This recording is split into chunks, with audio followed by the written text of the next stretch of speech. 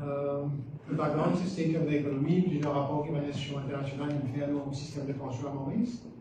Le discours programme, moi, tu appelé discours du trône, tu appelé ça pas longtemps, discours programmateur. Budget de 2025-26, quelques statistiques. Après le setup de la commission, membres de la commission et dans le principe sur lesquels nous basons pour nous faire le travail.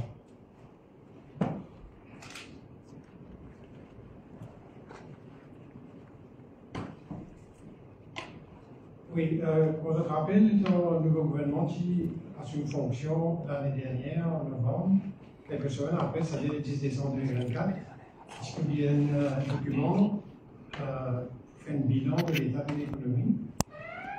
Quelques extraits qui sont pertinents pour cette commission-là, sur l'attribution. Donc, c'est pas un changement démographique qui est arrivé ces derniers temps. Entre autres, comme on connaît, c'est l'espérance de vie qui a augmenté. Et comme on peut trouver là, une statistique, donc, comment elle a bougé depuis 2014, qui est là aux 60 ans et à 14,6%, et projeté à, c'est une projection, hein, à 40% de 2062. Et en même temps, comme on se connaît, Maurice fait face à un défi démographique.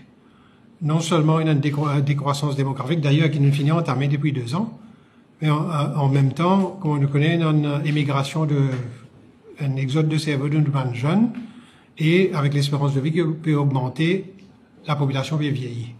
Ça a une bonne incidence, évidemment, aux finances publiques, et ça, c'est, nous guette ça. Ce qui est intéressant, important, je prends connaissance de ça déjà en 2000N, c'est-à-dire quand l'actuel adjoint au Premier ministre, c'est à M. Béranger, qui Premier ministre, qui commandite un rapport de la Banque mondiale en 2000N. Et rapport là, qui est publié en 2004. Et déjà, ça va un défi démographique et financier qui finit identifié par la Banque mondiale, qui se propose. C'est une piste qui a exploré pour remettre sur les rails les finances publiques. Et Simocara cite par exemple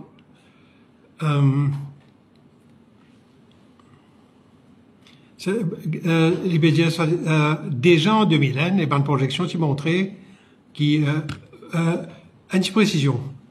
Dans les moments là, je peux concentrer un petit peu sur la pension vieillesse, parce que je connais, il y a beaucoup d'émotions autour de ça. Et qui est un sujet qui intéresse le public en général. Donc, même si les attributions de la commission sont très très larges, moi, vous concentrez un petit peu sur pension vieillesse, plus qu'il y a autre chose. Donc, pension vieillesse, en 2020, qui est estimée à la Banque mondiale 5,9% pour arriver en 2020, qui est largement dépassé. Si je ne me pas tromper, en 2024, il représente 7,8% du PIB. Et donc, qui la piste à la Banque mondiale qui est identifié comme problème et qui donne la piste qui est proposée. Donc, situation financière des stabilité du pays et au fait, plus pension, pas seulement pension vieillesse, toute une pension qui est payée par l'État, augmenter, il faut réduire le budget pour les autres développements, par exemple, dans l'infrastructure ou dans l'économie productive. Et si le gouvernement augmente taxes pour résoudre un déficit qui est dans nos pensions, évidemment, la compétitivité de l'île Maurice peut affecter négativement. Donc ça, c'était un rapport commandé en 2000N, publié en 2014, de la Banque mondiale.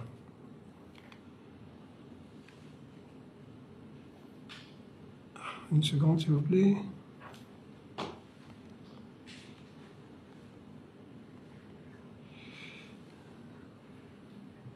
Donc ça, c'est un autre rapport de, cette fois-ci, c'est la banque, le Fonds monétaire international, publié en 2015.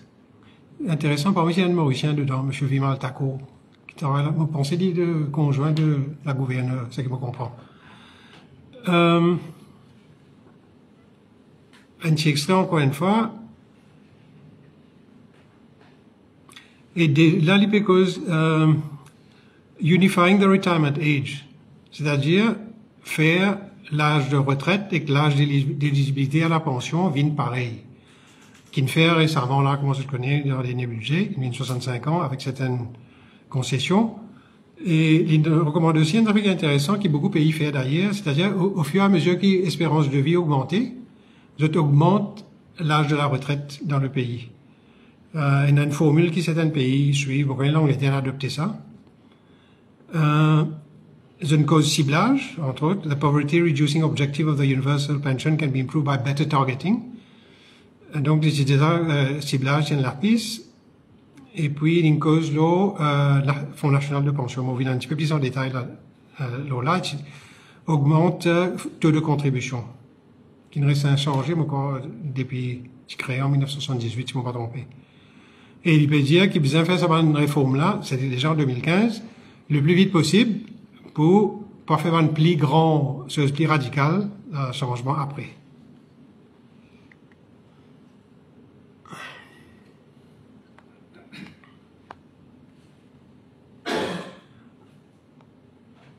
Ok, ça, donc ça c'est juste après Covid. C'était 2021. C'est intéressant, plus nous pouvons fouiller, plus nous pouvons réaliser que Maurice est un certain aspect qui est unique au monde.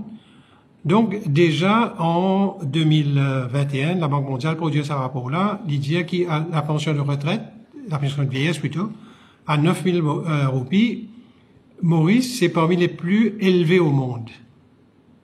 9 000 roupies, c'est déjà parmi les plus élevés au monde. Et c'est une proposition déjà à l'époque pour augmenter la pension de l'État à 13 500, comme je rappelais, avec l'introduction de CSG.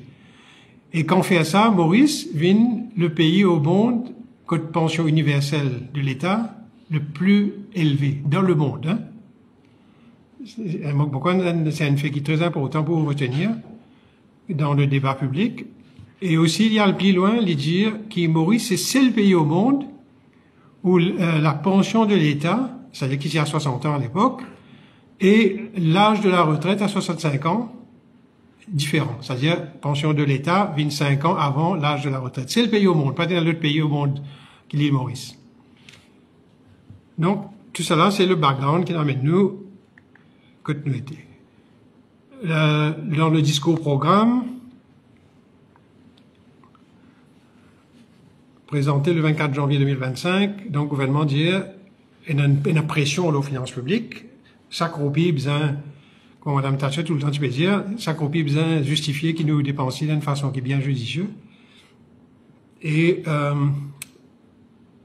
il est important, les mots sont très importants, while securing fair and adequate pensions for elderly. Donc, même s'il veut dire une finance publique sous pression, à cause d'une raison qu'il nous connaît, c'est-à-dire baisse de natalité, augmentation de l'espérance de vie, vieillissement de la population, c'est un souci déjà qui nous a, as a caring society, pas juste finance qui est important, nous a aussi pensé qu'il y a du monde dans le besoin, et c'est nous a aidé dans la mesure de ce qui nous cave, dans les moyens.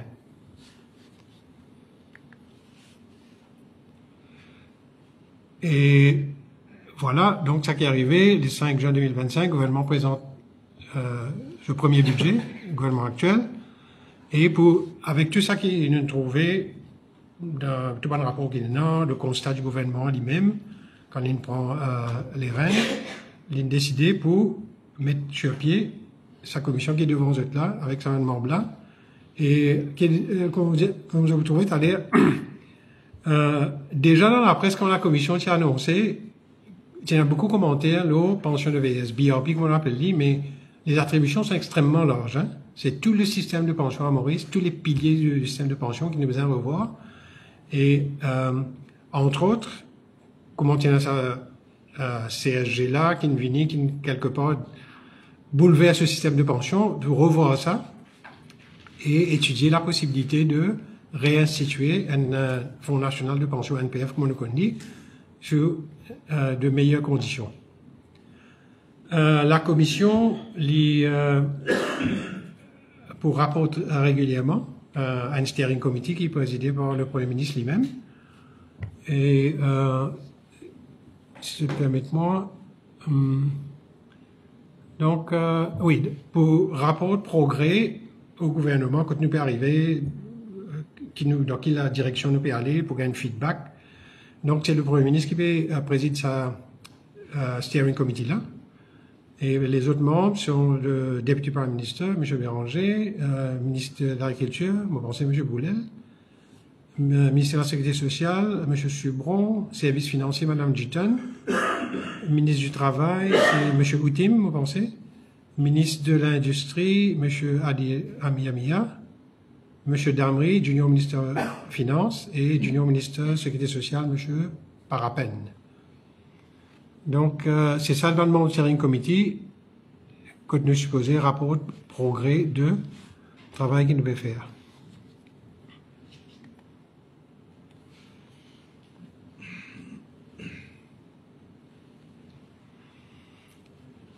On cause un peu la trajectoire démographique de l'île Maurice. Et bon, il n'est pas un secret pour tout le monde du monde qui l'a pensé dans la presse, il y a très régulièrement. Je trouvais qu'il est arrivé. Et ça, c'est extraordinaire. Vous pensez, nous pas réalise l'ampleur du problème démographique de Maurice. Avec un taux de fertilité, de natalité de 1,34 par dame en âge de concevoir, en bas, le taux de remplacement, qui est 2,n. Qu'est-ce que ça veut dire? Il est bien simple. C'est-à-dire, une population, nous pas cause net immigration, c'est pas immigration, nous pas cause 10, statique. La population de Maurice, avec un taux de natalité de 1,34 contre un taux de remplacement de 2,1, la population pour diminuer. Et il est intéressant, mais encore le rapport de 2015, Fonds monétaire prévoit que Maurice peut arriver en décroissance en 2030. Au fait, je ne sais pas ça dans la presse, je peux me rapporter, mais encore l'année dernière déjà, sinon, oui, mais encore l'année dernière, en 2024, la population finit comment se diminuer à Maurice. Il y a qui est extrêmement grave. Ça réalise des conséquences pour l'économie, pour l'État-providence aussi, évidemment. Et quelques projections. Donc, 2015, 186 000 là où l'âge de 60 ans. Et projection, bon, l'année dernière, 257 000. Énorme comme augmentation. Ratio de Bandimoun, ça qu'on appelle older person, au fait, nous avons Bandimoun qui est là, 60 ans, là, 20% aujourd'hui, projection 30%, encore une fois. Il est énorme, mais pas si c'est pas une projection, on peut tenir en compte de la décroissance démographique, hein. Si nous prenons ça en considération, qu'il finit en termes de décroissance, ça ratio-là beaucoup plus grave qu'il nous est trouvé à ce là. Et l'autre chose extrêmement important quand on cause pension, et surtout pension de l'État, c'est ce qu'on appelle le dependency ratio. De façon pour exprimer, de façon plus simple, c'est combien du monde qui travaille dans la population active pour payer une pension qui du monde paye un bénéficiaire. Comme je vais trouver, encore une fois, extrêmement grave, sur 3,9 personnes actives pour N retraités de l'État, hein, à cause de la pension de vieillesse, et qui vous baisse à 2 en 2035. Maurice, c'est un des rares pays, moi, à côté de ce gros problème-là, d'après ça qu'il nous veut dire, moi, l'Italie et le Japon qui est pire que Maurice, dans ce paramètre démographique-là. Et le coût maintenant de la pension de vieillesse, comme on l'a trouvé encore une fois, explosé, sur 1,9% du PIB en 2010, 3% en 2015, et actuellement à 7,8% du PIB. Une autre chose qui est intéressante, le déficit budgétaire à juin 2025, il tourne autour de 6,7%. Ça, c'est le déficit gouvernement central, ça, hein, budgétaire. Et nous aurons qui, simplement, pension vieillesse coûte plus que ça déficit-là. Donc, peut-être prendre l'argent prêté pour payer ça, évidemment.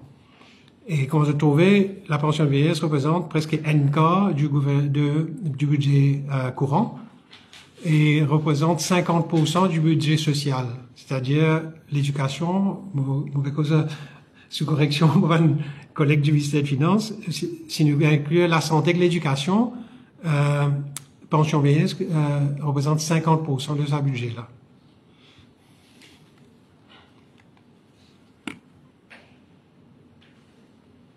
Ça, c'est très intéressant, ça. Donc, une pension de vieillesse, comme on le connaît, qui est introduite en 1951. Et le gouvernement colonial de 48 qui commence à travailler dans une pension de vieillesse. Et ça qui est intéressant, nous basons évidemment ça qui est dans document historique. Et la pension de vieillesse qui est introduite en 51, l'ITI ciblé, numéro 1, ça a été le targeting. Et numéro 2, c'est un petit qui a 65 ans qui se paye la pension de vieillesse. À partir de 51. Quelques années après, là, l'éligibilité est réduite de 65 à 60. Donc, il est intéressant, comme ça. Et l'espérance de vie, qui varie entre 55 et 58 ans. 2010, qui est une très bonne affaire pour l'île Maurice, évidemment. L'espérance de vie a augmenté considérablement. En 2010, vient 73 ans. Donc, c'est presque 18 ans d'augmentation d'espérance de vie avec amélioration des services de santé, du monde plus conscient de l'alimentation et tout le reste. Et 2024, 76 ans. C'est une moyenne, c'est hommes et femmes. Donc, entre 1951 à 2024, l'espérance de vie à la naissance, qui est cette augmentation à 21 ans. C'est extraordinaire. Et à ce que nous venons dans un deuxième ensemble de chiffres-là, nous pouvons trouver à l'âge de, ce qui est à droite de la première table-là, ce qui est marquant là, si nous regardons par exemple 2024, l'espérance de vie d'un homme de 65 ans, 15,3 ans, les plus qui est un homme de 60 ans en 1951. Ordinairement, comment je connais l'espérance de vie au fur et à mesure qu'un jeune vieillit diminue. Ici, qu'est-ce qui est arrivé là? Ça, c'est extra, il représente une amélioration dans l'espérance de vie très marquant. Pension de vieillesse, qui m'a déjà été introduite en 51. Dans le rapport 2000 de la Banque mondiale, il est relevé qu'en 2001, pension de vieillesse, c'est 1500 roupies par mois, et revenu médian, average income, tout ça, c'est revenu médian, c'est 7500 roupies. Qui veut dire pension vieillesse qui représente, qui d'ailleurs c'est une norme internationale, qui pension vieillesse représente 20% de revenu médian. Qui est arrivé en 2024, avec toute l'augmentation qu'il y a dedans, la pension de vieillesse de 15 000 roupies, avec un revenu médian de 25 000 roupies, il représente 60% du revenu médian. Ça va être 3 fois la norme internationale, qui fait justement la Banque mondiale et Fonds monétaire, Jackie Maurice, et une pension de vieillesse qui est le plus généreux au monde, après cette augmentation-là. Et les bons autres connaissent aussi certains paramètres, par exemple, qui, dans une institution internationale, multilatérale comme FMI, la Banque mondiale servie, c'est la pauvreté absolue, définie comme Maurice Pénan, un paramètre de pauvreté absolue. Donc, nous avons basé sur un chiffre qui ça m'a institution servi pour à l'international. Donc, c'est $3 par jour. Un jour, il y a $3 par jour en moins, il est considéré comme tombe sous le seuil de la pauvreté absolue. Qui, que le traduit en roupies, ça veut dire 4000 roupies par mois. Comme on veut dire, Maurice Pénan, son propre benchmark de pauvreté absolue, il va servir à une norme internationale. 4000 roupies par mois, c'est pauvreté absolue au niveau international qui nous applique à Maurice. Et la Banque mondiale il dit norme internationale pour une pension universelle non contributive. C'est important qu'il nous qualifie, qui nous peut causer là, ne pas cause pension contributive, c'est pension universelle de l'État non contributive. L'IBSA, 20%. Ça veut dire, si nous basons là, évidemment, Maurice, c'est une spécificité. Pas besoin, nous besoin de prendre tout ça qu'ils ont dit pour ça, gospel, comment nous dire. Et, pension de universelle non contributive, d'après ça va me paramètre là, m'a souligné, tu besoin 5 000 roupies. Si nous basons là, 20%. Et, la pauvreté relative. Encore une fois, c'est un paramètre qui, dans l'institution servie. La pauvreté relative à Maurice est définie comme 50% du revenu médian. Comme on disait tout à l'heure, qu'on se met trouver, revenu médian à Maurice, 2024, c'est 25 000, qui veut dire, un monde qui est dans ce revenu tombe en bas 12 500, 50% de 25 000, il est considéré comme relativement pauvre. Ça veut dire, en bas 5 000 roupies, pauvreté absolue, en bas 12 500, pauvreté relative. Qui fait rien pour autant nous comme ça, parce qu'avec la pension de vieillesse qui de 15 000 en ce moment, ça veut dire tout le monde qui bénéficie de la pension vieillesse, pas catégorisé comme relativement pauvre. Et encore une fois, ce cas reste faire recherche, il est unique au monde.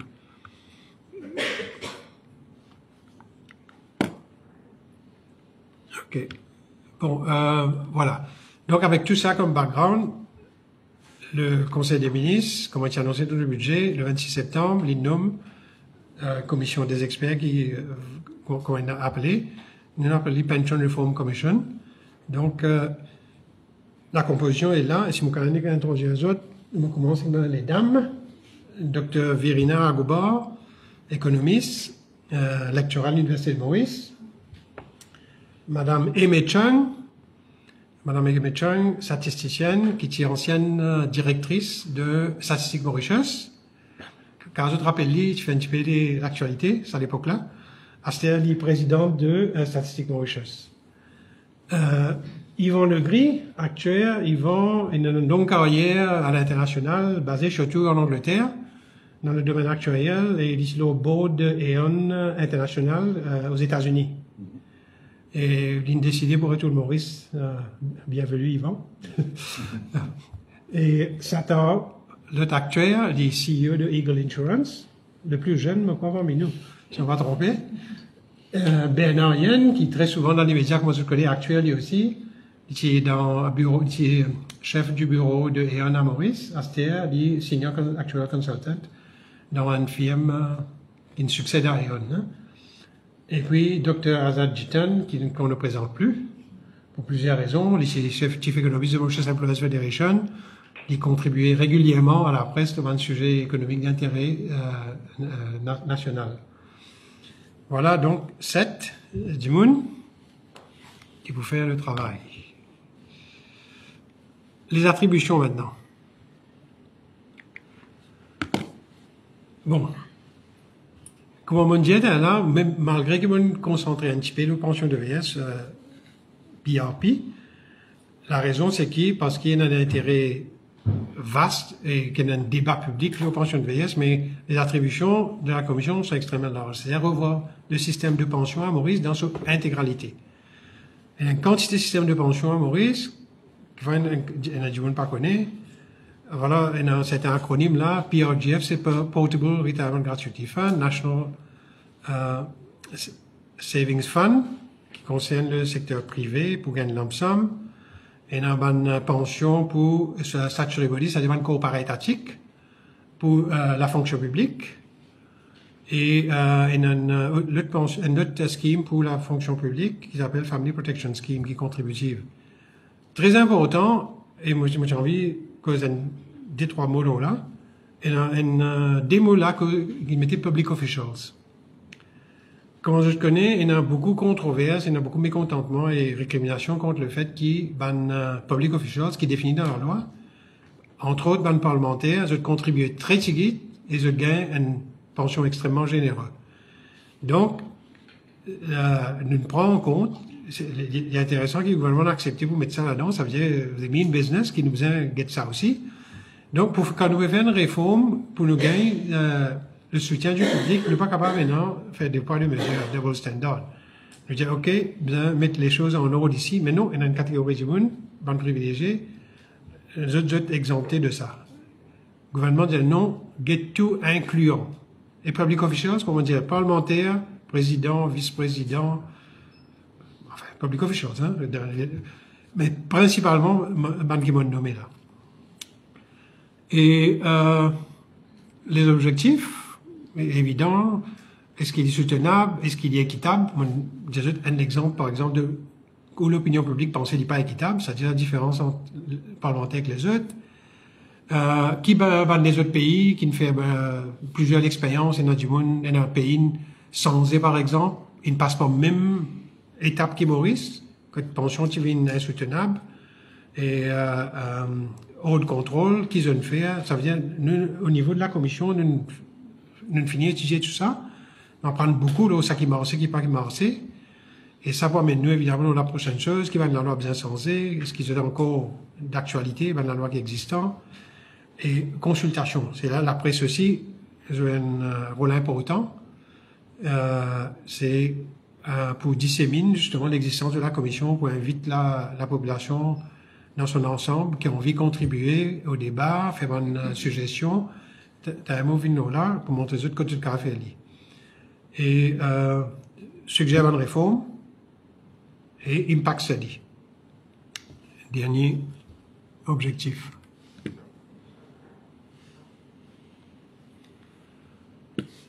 Là, moi, je cause un peu l'ONPF et CSG, c'est une autre raison qui fait, par exemple, de bien revoir ça. Et CSG, quand il est introduit en 2020, si vous me pensez, il est intéressant, l'idée c'était pour faire un Fonds national de pension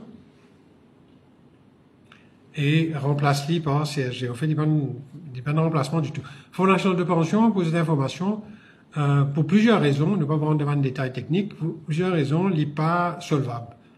L'étant fermé en 2020, fermé veut dire qu'on dit arrête contribuer, hein, mais ben bénéficiaire pension peut continuer à gagner cette pension pour qu'ils aient contribué. Quand tu fermes en 2020, il y a une évaluation actuelle du fonds, il y a un déficit de 112 milliards de roupies. Et moi, je dis, c'est institué en 1978, étant tu fais aller, ben, paramètres que tu mets en place, c'est bon, tu es solvable si tu respectes ces paramètres-là, mais malheureusement pas de respecter. Nous sommes en 2020 avec un fonds qui pas solvable. Donc, pas solvable dans le sens qu'il est, comment on dit en anglais, underfunded. Il y a un déficit. Mais ça qui CSG vient faire, il dit, OK, nous fermons ça, nous payons une pension de 4 500 à partir de Consolidated Fund, c'est-à-dire fonds de l'État, qui n'est pas funded du tout. Donc, transfert une obligation d'un fonds qui est underfunded, à vous dire comment dire ça? Même pas un fonds, mais ni d'un endroit qu'il n'est pas financé du tout, ce système pay as you go. Et intéressant aussi, la Banque mondiale fait ce calcul, il trouvait ça niveau de contribution de CSG, comme on se rappelle, pour un monde qui est moins que 50 000, 1,5% de l'employé, 3% pour l'employeur. Là-haut, 50 000, 3% pour l'employé, 6% de l'employeur. Niveau de contribution, c'est suffisant pour payer 2500 roupies de CSG. Mais, comme on le connaît, ça qui est le gouvernement d'alors, qui payait, promet qu'il payait, c'est 4500. Donc, déjà, il commençait avec un déficit. Quand on ferme le Fonds national de pension, évidemment, ben, du monde qui se fait contribuer, il arrête de contribuer. Donc, on a un gap entre 2020 et si dans 2 ans, par exemple, 2027, nous remettons sur pied un autre fonds qui remplace le Fonds national de pension pendant 7 ans, pendant les cas de pas contribuer. Donc, nous inquiète ça aussi comment pour remettre de bon pied. Comment nous procéder? Donc, voilà, nous avons un premier rapport vous présenter au Steering Committee comment nous travaillons. Un rapport pour chaque pilier. Régulièrement, nous besoin de Steering Committee pour gagner une direction. Après, nous besoin, une fois que nous arrivons vers la fin, encore une fois, nous recommençons consultation. Enfin, vous pensez c'est le gouvernement qui vient décider. Il est bien clair le rôle là. Hein. La commission, il est là pour étudier, pour faire le bilan, pour get tout un fonds de pension, un pilier de fonds de pension. Il est là pour faire recommandation. commission là, pas là pour décider qui peut faire, qui pas pour faire. Ça, nous pas un élu, ça va appartenir, nous pas un législateur. Ça, c'est la responsabilité du gouvernement. Nous faisons une recommandation, le gouvernement décide qui est d'accord, il n'est pas d'accord, qui dit vous changer, qui dit pas vous changer. Mon pensée, c'est pour une consultation qui des autorités pour bien faire avant qu'ils décident de l'implémentation. Qui va le principe, ça est extrêmement important, qui va le principe qui guide la commission dans ce travail. Bien souvent, moi fais l'expérience personnelle, par exemple, le Fonds national de pension. Moi, garantis 99% des gens qui contribuent à l'NPF n'ont aucune idée comment les structurer. Quand je arrive à l'âge qu'ils ont tous de pension, à l'époque c'était, récemment c'était 65 ans, combien de pensions j'ai gagné, moi contribué tel quantité, mais on ne connaît pas. Combien on gagné comme pension. Donc, nous, ça qui nous recommandons, c'est un système qui, du monde, comprend facilement. Il faut aller simple, fit for purpose, évidemment, mais il est bien simple. Les règles de contribution et de bénéfices, il bien clairement, un langage qui est du monde, qui n'est pas un technicien, qui n'est pas économiste, statisticien ou actuaire, qui ne va pas comprendre. Donc, il est bien clair. Transparent, tout le monde, comment me dire, tout le monde qui veut contribuer, bien connaît qui c'est pour gagner et qui les autres aussi pour gagner. Transparence veut dire ça. Nous besoin connaître, moi, je gagne ça, mais est-ce qu'il y a du monde qui gagne plus que moi pour les mêmes contributions? Les besoins proportionnels. Récrimination qui est en compte, par exemple, pension public official, c'est pénal sa proportionnalité là. Est-ce que je pas contribuer suffisamment pour le bénéfice qu'ils ont tiré? Donc, la règle de proportionnalité pour la justice, dans pension, est bien appliquée. Et donc équitable. Nous avons fait tout ça, bien joli, nous proposons un fonds de pension qui est viable, d'après nous, mais il n'est pas soutenable dans le temps. Pareil qu'on le dit en 1951, qui a institué BRP, c'est-à-dire pension vieillesse, en 1978. NPF, nous avons un héritage qui, dans 50 ans, 60 ans, comme on dit, nous ne pas là, ben, jeunes qui peut, en ce moment, qui peut né après, je veux dire, voilà, un fonds de pension qui nous va continuer comme ça, qui nous va retrouver dans la même situation qui nous était à ce là.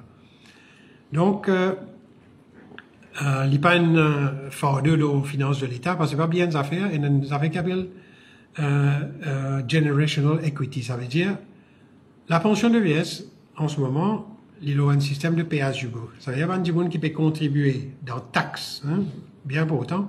CSG, c'est une taxe.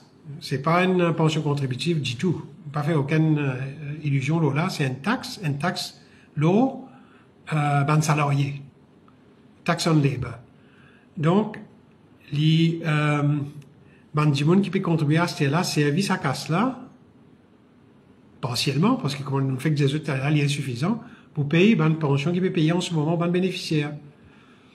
Donc, nous devons venir un système qui est juste envers une génération à venir. C'est-à-dire qui nous donne une générosité excessive en ce moment, qui va une génération future non seulement compromettre, ils ont payé taxes extrêmement élevées, et possiblement qu'ils ne même pas gagner pension. Ça veut dire nous invite cette situation-là. Soutenabilité, dans 30 ans, 40 ans, il est primordial pour une raison de contrôle de finances de l'État, pour une fiscalité raisonnable, et troisièmement, pour une équité entre les différentes générations. Donc voilà un peu. Donc nous lançons une consultation publique aujourd'hui, et là, pour un communiqué de presse, donc une copie, que nous invitons toute la population à faire une soumission en écrit, et à partir d'aujourd'hui jusqu'à les 30 novembre, qui nous prend en compte toutes les propositions, et aussi nous invitons une organisation syndicale, une association de personnes de troisième âge pour une consultation en tête à tête. Les temps limités évidemment, mais une analyse, me pensée, très exhaustive de toute une association syndicale, personnes âgées, bonne partie prenante. Donc, nous faisons une consultation là, ici même. Nous pouvons recevoir là, nous pouvons écouter, nous pouvons faire une soumission.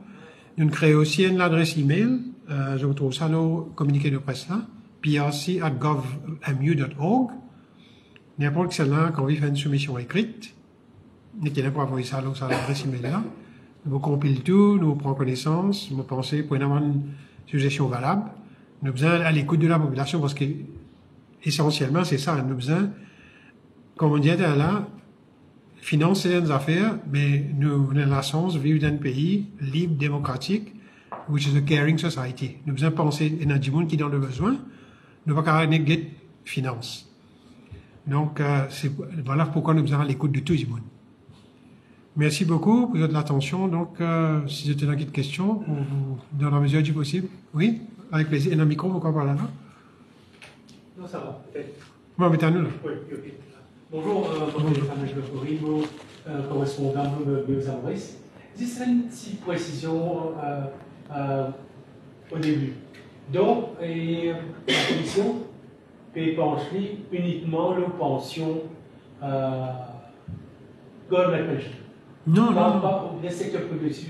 Non, mais NPF, il y a un secteur privé qui peut contribuer. Non, c'est-à-dire en termes de fonds de pension, Ouais. c'est only state managed pension funds, pas secteur privé. Non, mais comme on veut dire, NPF, il y a un fonds géré par l'État, mais c'est le secteur privé qui peut contribuer à NPF. National Pension Fund, c'était pour le secteur privé. Même National Pension Fund et National Savings Fund, tous les deux, c'était pour le secteur privé. Parce que le secteur public, ou un fonds de pension de... Peut-être un chose, je peux prendre ça. Oui, oui. Le secteur les fonds de pension du secteur privé, qui vont être Bernard et qui vont nous travailler, il est déjà régi par le Private Pension Scheme Act de 2012, sous l'égide de la FSI. Donc ça, il design ce rule, ce guidance notes, comment faire s'il y a un déficit, comment faire pour rectifier le déficit. Et après, chaque fonds de pension privé, il y a ce qu'on appelle un governing body, qui, bizarre, applique ça dans la loi de le Private Pension Scheme. Justement, c'est ça. Bon, c'est un occupational. Donc, c'est uniquement service public. C'est ça, c'est pas mal de fonds de pension qui ne géré par NIC, par SICOM, par... Non, si. Ça aussi, Oui, parce que par exemple, Statutory Bodies Pension Fund, banque comparative, ce fonds, il y en a un qui, on dit Defined Benefit, and Defined Contribution, tous les deux gérés par SICOM. Ça aussi, nous vous guettez. Soit le CID, le soin... Non. C'est un qui, M. Jacques, ça donne Private Occupational Pension Scheme, ça qui vous dire. Private Occupational Pension Scheme. C'est-à-dire une fonds de pension privée. Ouais, une compagnie privée, par exemple. Oui, ça... Non. Mais ça qui nous vous décidez, ou ça qui le gouvernement plutôt vous décidez, pour l'impact. Parce qu'il y a différents layers, ça. Parce que s'il y a une pension basique de l'État, et qu'une les autres pensions vous viennent en top, on va dire. Alors, les autres pensions en considération, on va penser. L'État formule les autres fonds de pension. Et actuellement, NPF, NSF, c'est combien assets là Vous pensez, si je ne me pas trompé, NPF 160 milliards, 162, 165 milliards, mais il représente simplement un niveau de financement de 55% des obligations. Ça veut dire qu'il y a un déficit de 45% de ces obligations totales, qui représente à peu près 112 milliards de déficit. Et que, puisqu'on ne pose pas une question, le fonds de pension géré par SICOM. Non. C'est pas moi. Non, on va vous donner un autre chiffre qui est intéressant. C'est un comparatif. Code Defined Benefit, comme on dit, géré par SICOM, il y a un déficit de 151 milliards. SICOM. Ouais. C'est pas SICOM qui a un déficit là, c'est pas un fonds de pension là. Ouais.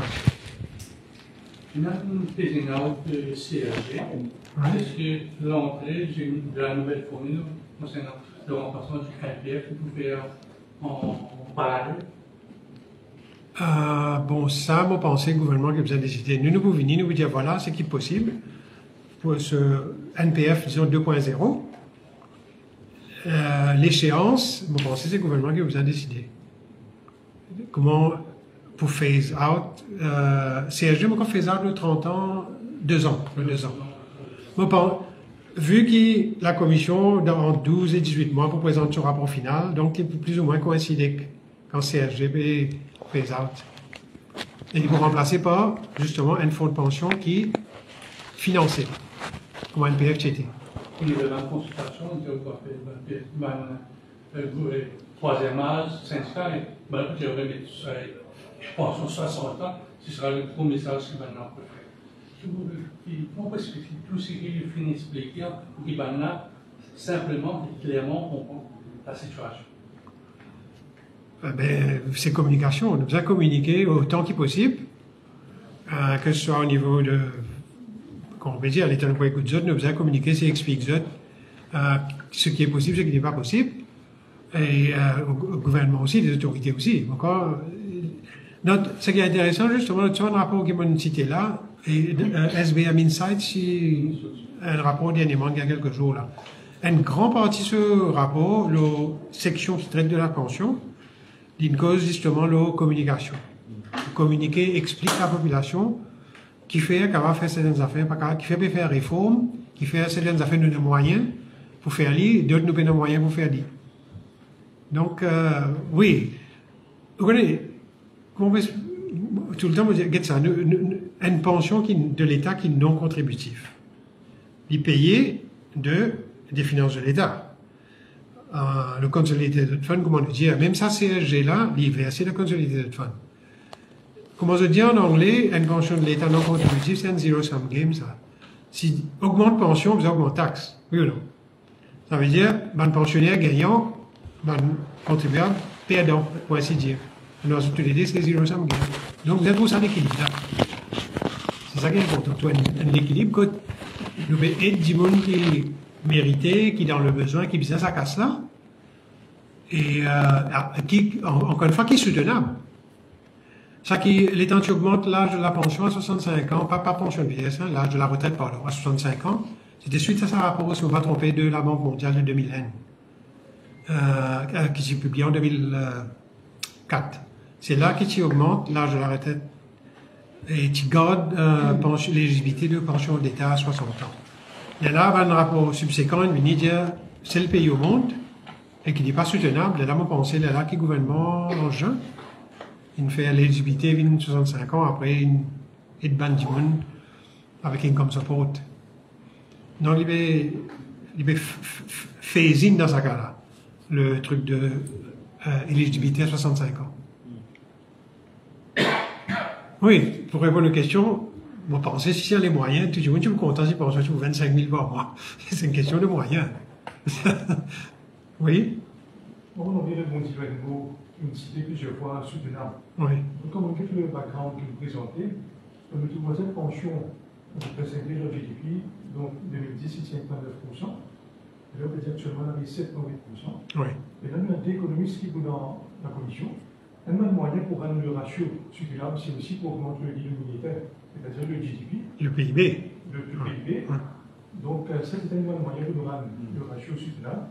Donc, est-ce qu'ils se parlent aussi dans cette direction-là pour recommander une nouvelle pôle de croissance pour qu'il augmente le dénominateur pour rendre le système de pension soutenable? Bon, il n'est pas vraiment dans le droit fil des attributions de la commission. La commission voudrait. Mais vos questions intéressantes quand même. Ouais, enfin, comme on disait là, mon pensée, si vous permettez moi répondre, c'est à titre très personnel, hein. Moi, on bien tracassé comme par exemple la décroissance démographique, qui est entamée il y a 2 ans déjà. Ça, en même temps qu'il y a la décroissance démographique, nous avons un phénomène de vieillissement, un autre phénomène qui est d'exode des cerveaux, surtout par les jeunes. Donc, un problème peut aggraver l'autre. Mais si une population est diminuée, pour une croissance économique, il y a un défi encore plus grave, oui ou non? Donc, intéressant, on pensait tout le monde comme ça, Maurice pas le choix, nous devons ouvrir les frontières, oui ou non? Déjà, nous finissons ouvrir les frontières, mais nous devons ouvrir les frontières encore plus pour les jeunes venir qui vont contribuer pour payer toutes ces obligations financières là. En même temps qu'évidemment, nous devons, ça c'est aux autorités, d'identifier un nouveau pôle de croissance pour augmenter le gâteau. Je ne sais pas si des économistes qui sont là pour envisager quelque chose. Mais pour moi, personnellement, le plus gros défi de Maurice, c'est la décroissance démographique. Et tout pays qui ne sait Singapour, tu sais faire, si c'est encourage du monde pour qu'il y ait plus d'enfants. Pas de marché.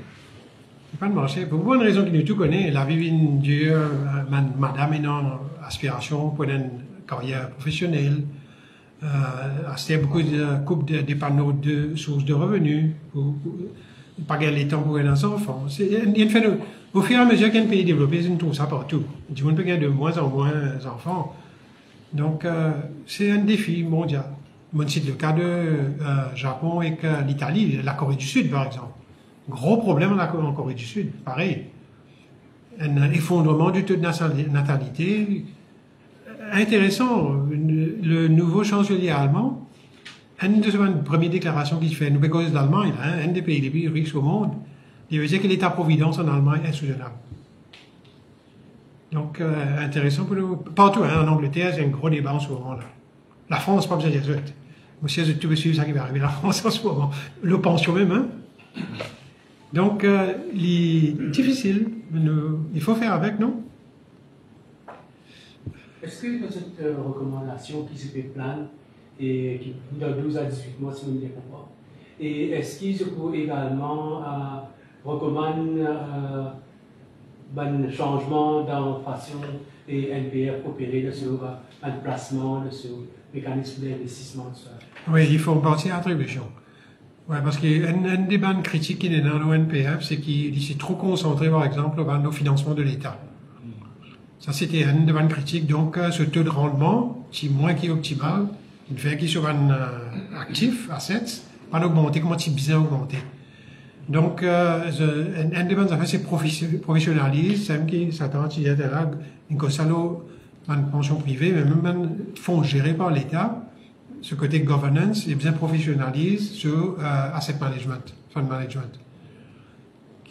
Dans le passé, moi, pensais, au stade de développement économique, que Maurice s'y sorti, l'État NPF qui créé en 1978, c'est important qu'il servi fonds là pour financer l'État.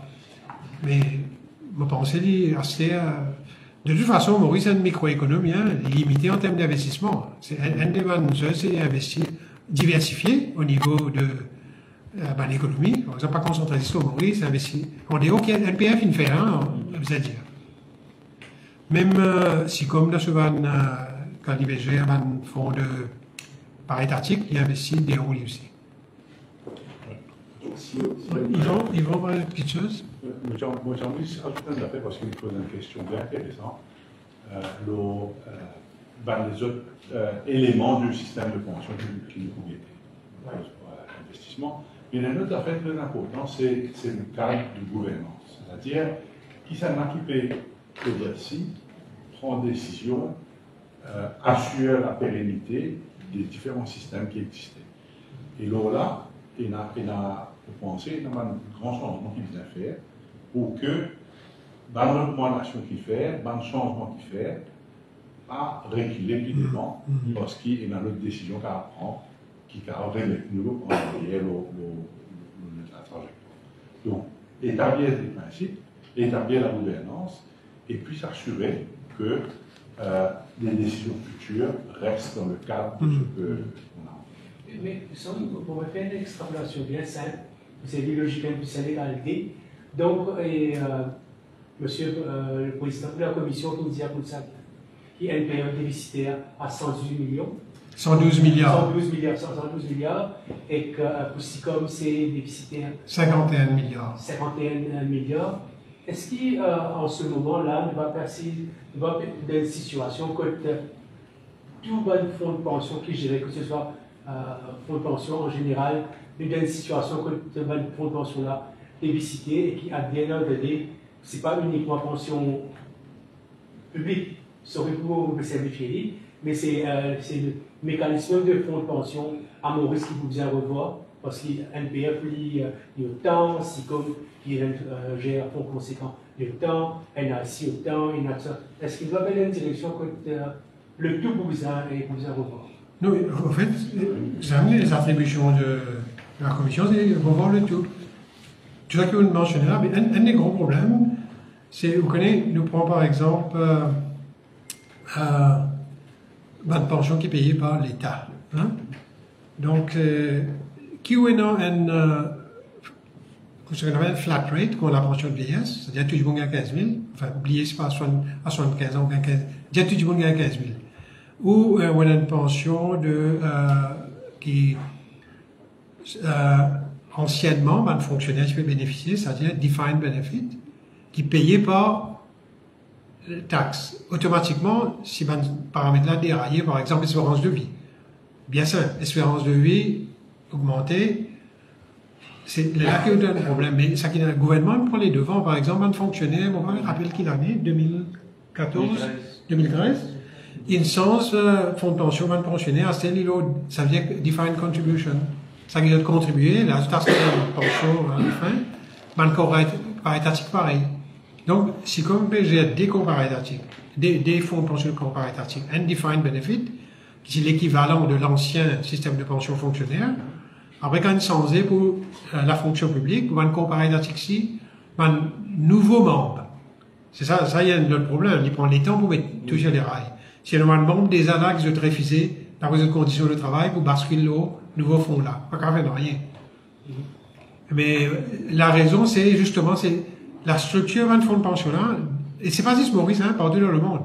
Les tels qui, espérance de vie augmentée, ou donne, ou taux de rendement pas inférieur à ceux, augmentation salaire, qui nous trouvait Maurice bien souvent. Et quand on pension, il est en fonction de salaire. Automatiquement, il faut un déphasage. Donc, oui, bien restructurer tout ça là. Mais comment on peut dire, le Fonds national de pension, quand il met sur pied en 78, il est correct, financially sound, si tu adhères à tout ça, un changement que tu as fait au fil des ans.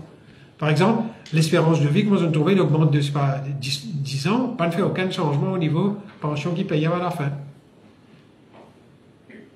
Merci. Monsieur Le Pen, ce que vous dites à la fin, puis comme quoi c'est un sécurité qui essaie de gouvernement par une chance. Comment on fait ça quand l'opposition déjà, qui l'ancien Premier ministre, ben, l'extra parlementaire veut dire si je viens au pouvoir, 60. Comment vous connaissez ça la Constitution? Ça, c'est un gros sujet et qui nous commence à poser. Et moi, mettre l'emphase sur ce point-là, parce que pour moi, c'est très important qu'ils nous mettent un mécanisme en place. C'est au gouvernement, aux politiciens, aux parlementaires de décider dans quelle mesure est-ce que les prérogatives des élus pour diminuer si nous mettons un règlement en place. Il y a certaines affaires qu'à faire, certaines affaires pas qu'à faire. Mais pour moi, nous avons une proposition qui nous peut mettre de l'avant éventuellement dans cette direction-là. Et c'est au public et démocratiquement bien décider est-ce que ça a du sens ou pas. Mais de mettre le sujet sur la table est important. Parce que la pension en 2014, 2019, c'est un sujet politique. Non, mais pas ça, même avant. Même avant. Même avant 51 et tout. Comment vous faire un leader politique pas jouer dans l'aspect, chaque élection peut dire combien de pensions, 30 ans, dans un bassin d'électeurs de 60 ou 65 plus maintenant. Au fait, dans la commission, Vinny joue 4 fois depuis qu'il commence le travail, 3-4 semaines, 2 semaines. Et un des sujets, justement, comme Yvan mentionnait, c'est ça, on dit le risque de policy reversal. Nous Vinny nous dire, voilà, financièrement, c'est qui est soutenable. Comment dire, la série politicienne finit Vinny, depuis qu'on a annoncé en juin qu'il est éligibilité pour les 65 ans. Si nous retournons au pouvoir, nous retournons à 60 ans. Nous avons tout le moyen, ça, vous pensez, c'est un juriste, un constitutionnaliste qui vient guetter comment capable, pour empêcher mon parcours libre possible, à 100%. Mais vous avez une certaine Ouais, doubtful, voilà. Parce que les bêtes fait tout ce travail-là, nous connaissons le problème-là énorme. Après, tout un nouveau gouvernement promet. Comment, il ne faudrait pas nous critiquer un gouvernement, ou tout gouvernement qui venait avant, il fait une augmentation de la pension de vieillesse pour une raison électorale. Quand on regarde l'historique de la pension de vieillesse, vous trouvez que ça coûte qu'il y a une grosse augmentation, d'ailleurs, qui est relevée dans un rapport là, c'est la veille d'élection. Le point, c'est de mettre un guiding principles pour qu'il y ait une dérive après. Dans le passé, il n'y a aucun guiding principle. How do you set BRP? Moi, demain, je vais venir me dire 30 000 roupies. Mais ça n'a jamais 30 000 roupies pas soutenable. Sur qui base, sur qui paramètre. Donc, c'est ça qui me donne nous rôle à nous. De mettre ça un guiding principle là, how to determine a sustainable level of non seulement BRP, mais tout le système qui nous permet de mettre en place. C'est ça un peu. Après, c'est aux légistes, au gouvernement, de voir comment ils ont envie d'implémenter certains paramètres qui nous étaient là, dans la loi mauricienne, dans la Constitution ou whatever.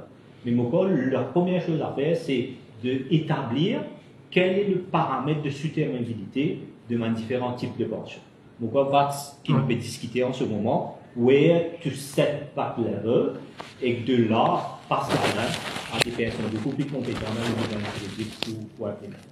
Et non, comment ça va? Il y a un benchmark international. Ça, mais c'est bon, il faut des gouvernements successifs respecter ça. Nous venons dire voilà un benchmark, best practice pour le dire. Parce que, pas sans solution, ça, hein? Nous sommes réalistes, là. Il ne faut pas nous penser dans sans solution pour tout ça, là. Tout ça, dans le pays-là, il fait l'expérience, il gère un fonds de pension, il identifie un problème. Et dans un pays, sans citer aucun pays, qui ne trouve une solution qui est viable, qui est acceptée par la population. Mais un affaire bien important, c'est aussi la culture du pays. Et dans un pays, par exemple, nous prenons l'exemple Singapour. Et dans les autres pays, hein, c'est l'exemple de Singapour, que si le gouvernement singapourien dit voilà un problème, et voilà la solution, mais ça, il vous demande qui sait faire un tel sacrifice. La population de Singapour accepte de faire l'île. C'est ce culture, c'est ce spécificité. Maurice, nous avons une autre culture. Nous devons prendre ça en compte parce qu'il faut que la population accepte finalement. Si la population n'a pas accepté, comment on peut dire, il vous sens gouvernement pour faire ça qu'il veut demander. Nous avons au système mondial à la finance, soutenabilité des N affaires, il y a aussi l'attente de la population, numéro 1, la culture de la population et aussi, comment dire, a caring society. Ne pas dire, OK, coup de pension, sans guetter, ça perfecter qui s'en a qui dans le besoin. Donc, voilà un peu de critères qui nous besoin respecter. Nous pas au pays d'un vide, hein. Nous là pour servir une population. Il faut que la population sentir servie.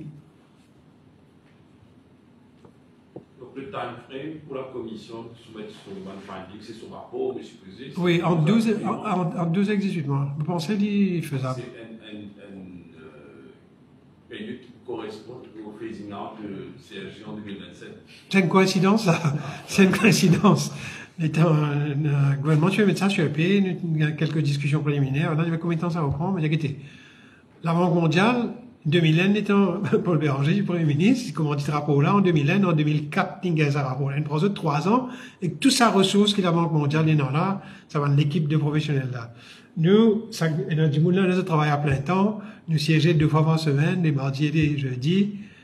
Il est assez ambitieux quand même en 12 et 18 mois. Mais on pensait qu'il est faisable. Parce que, comme on dit, l'expérience, il fait, beaucoup de pays, il fait l'expérience. Il ne passe pas par une étape qui nous est passée. D'ailleurs, dans les attributions, c'est nous besoin étudier best practice ailleurs. Adapter, comme on dit, à la culture, à la société mauricienne.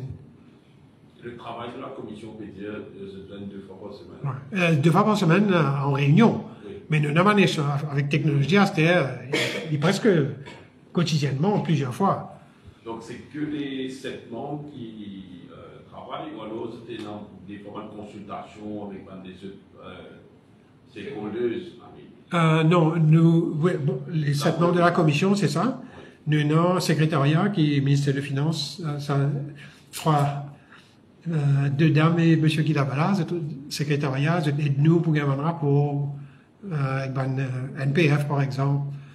Et consultation, comment dire, physiquement, c'est-à-dire en tête à tête, vous commencez là, nécessairement, semaine prochaine, la liste, dans le syndicat, fédération syndicale, association de troisième âge, un nombre la liste. Et aussi, nous aussi commencé déjà, il y a une présentation très détaillée des différents régimes, de l'historique des régimes, comment c'est géré, un officiel qui occupe ce département. Moi, je pensais, moi, je connais un peu, je passé dans la pension. On apprend beaucoup. On apprend beaucoup là. Ah ouais, c'est fascinant. Des détails historiques et enjeux qui est dans notre bande différente. Et donc la semaine prochaine, vous pouvez entamer des discussions, des consultations avec les médias. Bonne fédération syndicale, association de troisième âge, non, la liste. Les médias seront invités à... Pas quoi, hein? Non, pas quoi. Mais vous pensez maintenant, vous causez que après. Vous pensez. Oui, bien sûr, régulièrement. Comme on a quelque chose, vous dire, il faut des quelque chose, vous dire, moi, vous convoque la presse, je ne peux pas dire non, rien. Oui. Tout le monde partie prenante, donc, du point intéressant, mais comment, je le dis, me pensez, beaucoup de gens, je connais par exemple BRB qui commençait en 51, qui est l'âge d'éligibilité, c'est 65, et qui est ciblé, c'est 1600. Moi, je ne connais pas ça. Mais étant maintenant qu'on se fouille dans des archives, nous pouvons découvrir, nous pouvons apprendre beaucoup de choses. Est-ce que d'une manière générale, parce que là, on a tout un expert en fait, dans le domaine qui réunit, est-ce qu'il n'est pas nécessaire une réflexion au niveau national sur la nécessité peut-être d'encourager les travailleurs des plans de pension privés?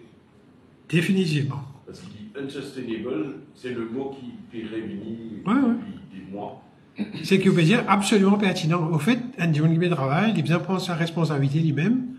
On a beaucoup de pays fait aller. Mais NPF, c'était ça un peu l'idée pour les salariés. Et quand tu mets NPF sur place, sur pied, c'était ça. Mais ça responsabilise un citoyen. Mais il ne faut pas oublier aussi qu'il y a des gens, nous prenons par exemple une madame qui a des 3 enfants, nous avons encore du monde qui a des enfants. Non, on ne va pas dire, nous avons plus d'enfants. Une madame qui a des 3 enfants, pas qu'à travailler. Nous avons qu'à aider. Il ne dit pas qu'à travailler parce qu'il est dans les temps, il a besoin d'occuper des enfants.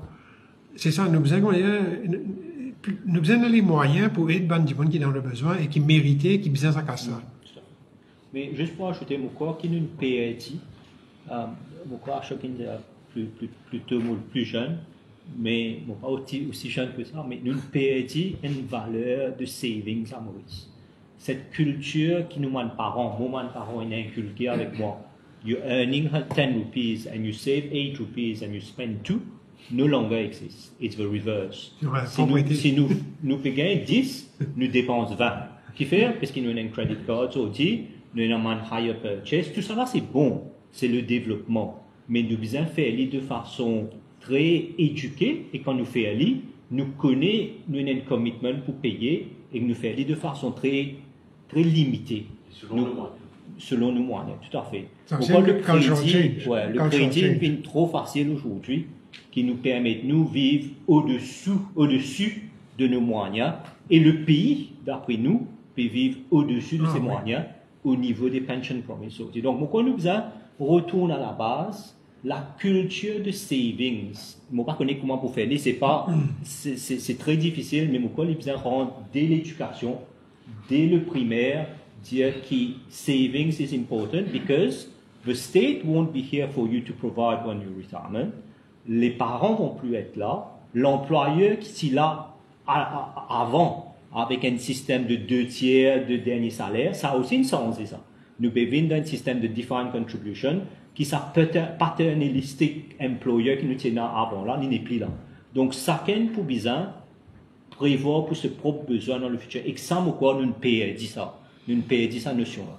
Il faut bien, avec une société consumériste, avec pression de, par exemple, advertising, shopping mall, avec mon champion, tout le monde a envie de prendre leasing, parce que c'est un phénomène mondial aussi, vous pensez. Encore une fois, c'est une trajectoire de développement, appelle-le développement. Mais, comme on se dit, d'accord, moi, si on grandit là, c'est ça que, on responsabilise un citoyen qui se prend en charge de propre la vie. L'État, il a comme un dernier recours. Premier recours, c'est eux-mêmes. C'est ça qui nous vient changer. L'État, il y a un dernier recours. Supposé. Et à deux reprises, on dirait que la pension est proposée pour atteindre l'inégalité. Est-ce que ça veut dire qu'il peut diriger vers un système de ciblage? Non, pas nécessairement. Enfin, nous pas nous payer tout une option. Nous, là, simplement, vous dire, voilà, si nous faisons ça, combien ça va coûter, est-ce qu'il est discutionnable? C'est au gouvernement pour décider. Les besoins, une affaire que nous besoin étudier. Mais il pas, nous, simplement, nous vous dire, voilà, si fait ça, qu'il y a des conséquences, qu'il y a des implications, il est là, le gouvernement qui vient décider si vous faites ciblage ou pas. Mais, au-delà de ça, comme on veut dire, moi, même si nous avons fait ciblage, moi, mettre l'emphase au sein, pas nécessairement dans le contexte que vous voulez dire, mais on veut dire qu'il nous besoin aide du monde, au-delà de pension et ciblage, ou pas ciblage, ben, du monde qui est dans le besoin as a caring society. Je donne l'exemple de madame qui n'a pas qu'à travailler, qui a 3 enfants, nous besoin qu'à aider. Et non, pourquoi Marshall Plan, c'est pas qu'il a fait avec ça, Social Register, il y a plusieurs. Ça, nous besoin, autant qu'il est possible, servir ressources pour aider ça du monde là. Pas nécessairement au dépend des autres. On dirait dans un contexte ça, qui est besoin d'aide du monde as a caring society, qui est business à casse ça.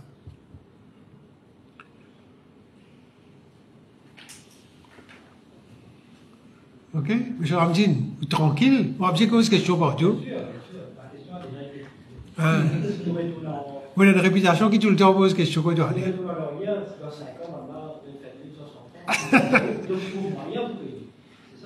Vous pensez? Non, on dit que vous trouvez moyen pour payer. On se peut dire.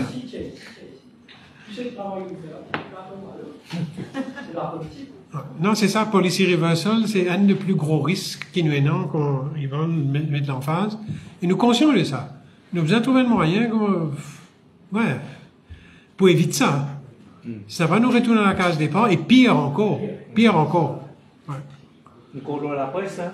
Nous contrôlons la presse pour diffuser. Oui, la presse aussi, vous avez un rôle pour jouer. Ah bon? Non, mais attends, ça qui paye de ça là? There's no free lunch. Ouais. Allez, merci beaucoup. Merci.